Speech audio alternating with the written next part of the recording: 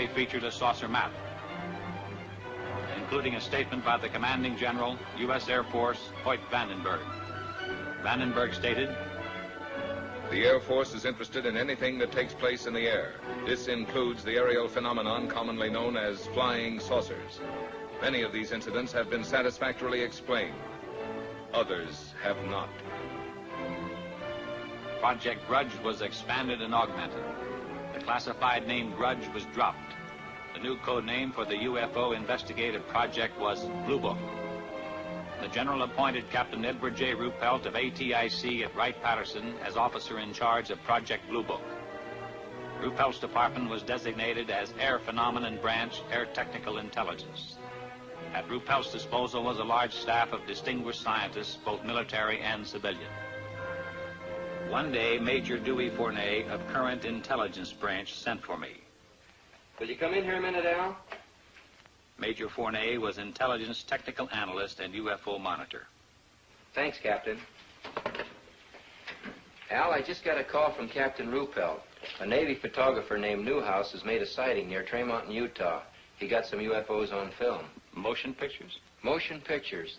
This film should prove interesting on a comparative basis." Comparative with what? "With the Montana film. ATIC's had it for some time over at Dayton." You mean ATIC has had motion pictures? Why wasn't I told about it? "You're being told about it now." Can I see these films? Ruppelt has a Newhouse film. It's back at Dayton being processed and analyzed. But I can show you the Montana film. This film was shot August the 15th, 1950. It was taken in Great Falls, Montana by Nick Mariana. Immediately after we were notified of the sighting, we sent an intelligence man to get a first-hand report. My name is Nick Mariana. For the past 6 years, I've been the general manager of a minor league baseball club called the Electrics. We play out of Great Falls, Montana, and are a farm club of the Brooklyn Dodgers. On August 15th, 1950, at Legion Ballpark in Great Falls, Montana, after a couple of hours in the clubhouse office, I went up into the grandstand to call the groundskeeper. As I reached the top of the stairway, I glanced northward to the tall Anaconda Copper Company smokestack to check the direction of the wind from the white smoke. Force of habit, I suppose, because our outfielders use it as an indicator on defensive play. As I looked up, I saw two silvery objects moving swiftly out of the northwest. They appeared to be moving directly south. The objects were very bright and about 10,000 feet in the air. They appeared to be of a bright, shiny metal, like polished silver. Both were the same size and were traveling at the same rate of speed, which was much slower than the jets which shot by shortly after I filmed the discs. Suddenly, they stopped. It was then I remembered the camera in the glove compartment of my car. I raced downstairs, yelling for my secretary, Miss Virginia Ronick. The distance from the top of the stairway to my car is about 60 feet, and I must have made that in about 6 jumps. I asked my secretary if she saw anything, and she said yes, 2 silvery spheres. I unlocked the glove compartment of my car, took out the camera, turned the telephoto lens on the turret into position, set the camera at f/22, picked up the objects in the viewfinder, and pressed the trigger. The discs appeared to be spinning like a top and were about 50 feet across and about 50 yards apart. I could not see any exhaust, wings, or any kind of fuselage. There was no cabin, no odor, no sound, except I thought I heard a whooshing sound when I first saw them. As the film clicked through the camera, I could see the objects moving southeast behind the General Mills grain building and the black water tank directly south of the ballpark. I filmed the objects until they disappeared into the blue sky behind the water tank. There's only a few feet of film. It'll be over practically before your eyes are focused on it. Now remember, there's only a few feet of film, so watch closely. I still had my doubts, but I must admit I felt an excitement about seeing actual motion pictures of unidentified flying objects for the first time. Ready? Ready.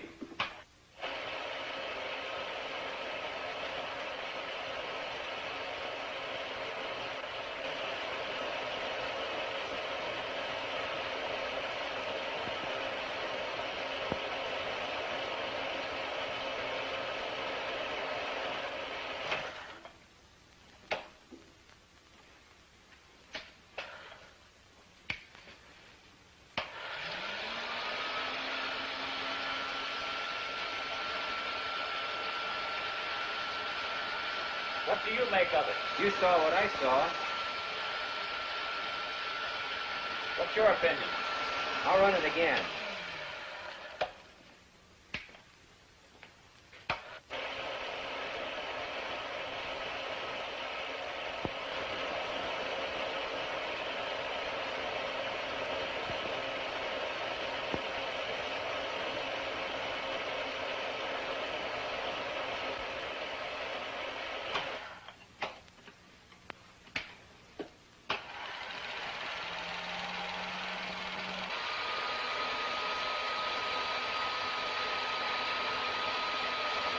Do you have a transcript on Mariana?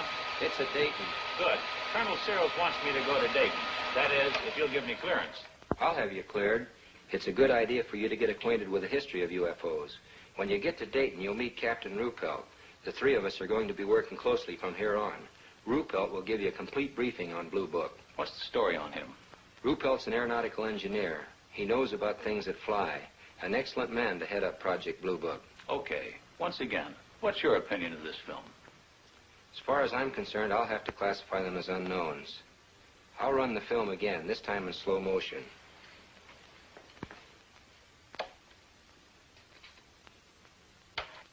This time I strained my eyes to study the film. The Air Force analysts, by measuring the angular velocity of the objects and by computing their speed, had determined that they were not balloons.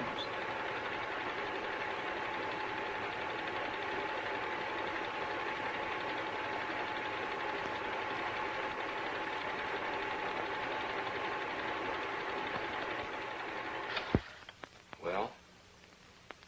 There was something up there in that sky. And if they were not balloons, I don't know what to think. You better get going to Dayton.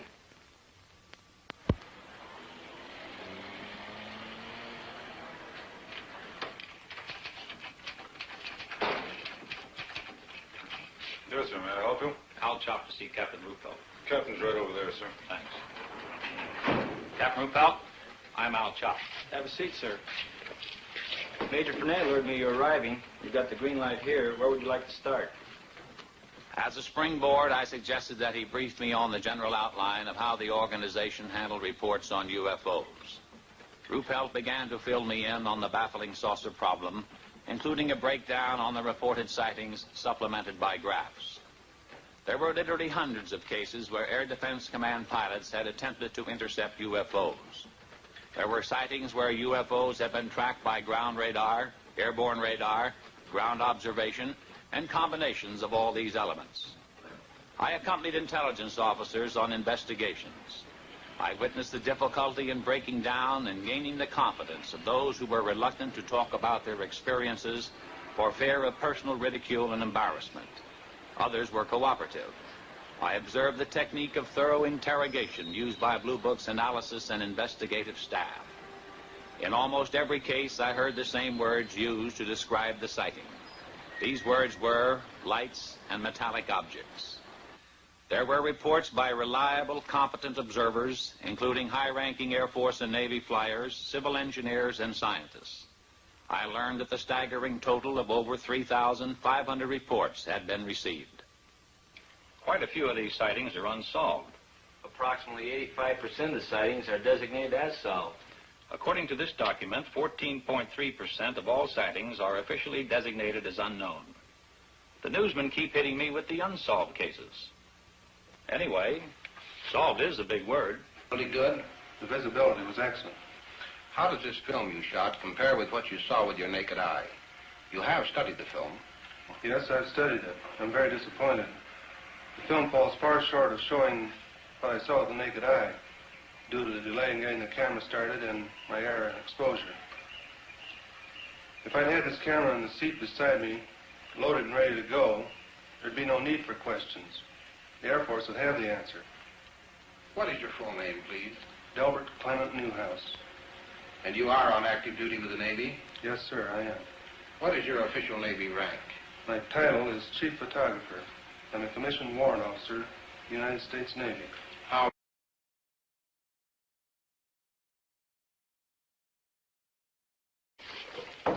Air Technical Intelligence has reported that this film could not be produced under simulated conditions. Let's go. There'll be several feet of blank film before the pictures come on.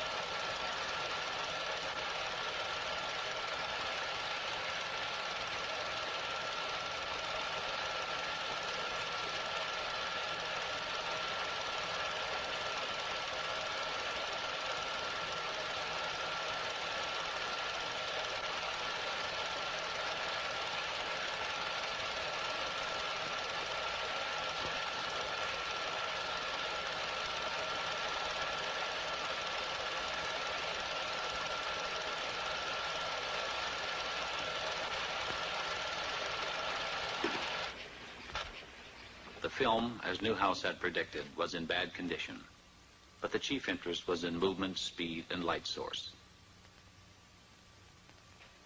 After a moment, the general asked to see it again.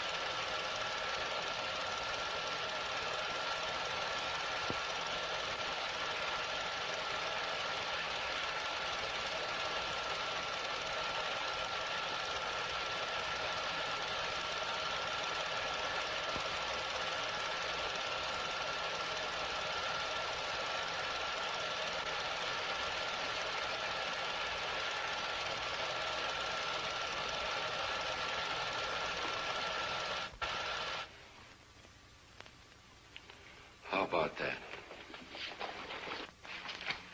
We got the analysis of the Newhouse film from Air Materiel Command. What does it show?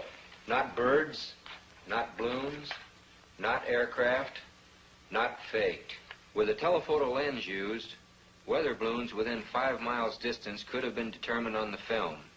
At a greater distance than 5 miles, they could not attain the speeds calculated. Within a 5-mile range, an aircraft of 40-foot wingspan could have been clearly determined. In excess of 5 miles, the speeds of the objects are greater than aircraft could achieve, except in a straight-line speed run. No bird is sufficiently reflective as to cause the film to react as strongly as it is done. If they're not birds, not balloons, or aircraft, and the film isn't faked, what can these things be? The official conclusion is unknowns.